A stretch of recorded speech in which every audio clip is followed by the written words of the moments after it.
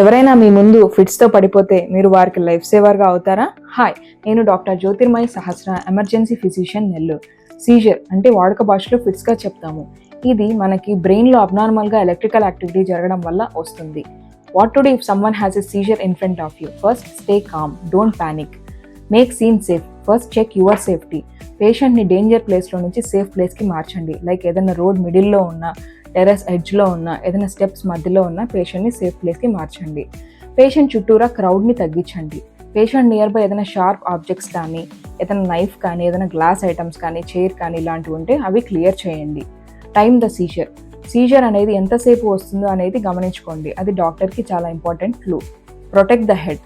రిపీటెడ్గా jerky moments వల్ల head అనేది గ్రౌండ్కి తగిలి బ్రెయిన్ ఇంజురీ జరిగే ఛాన్సెస్ ఉంటుంది.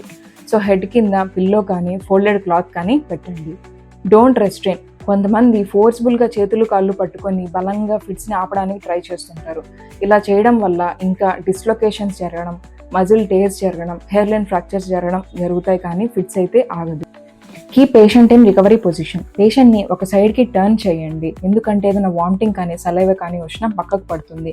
నిటారుగా ఉండడం వల్ల విండ్ పైప్లోకి వెళ్ళి గాలి తీసుకోవడం ఇబ్బంది అయిపోతుంది. కాబట్టి don't keep anything inside the mouth, like ఏదైనా స్పూన్ కానీ, వాటర్ కానీ, టాబ్లెట్స్ కానీ ఇలాంటివి వేయకండి. Post ictal confusion. ఒక పేషెంట్ ఫిట్స్ వచ్చి ఆగిపోయిన తర్వాత 5 to 20 minutes వరకు కన్ఫ్యూషన్లోనే ఉంటారు.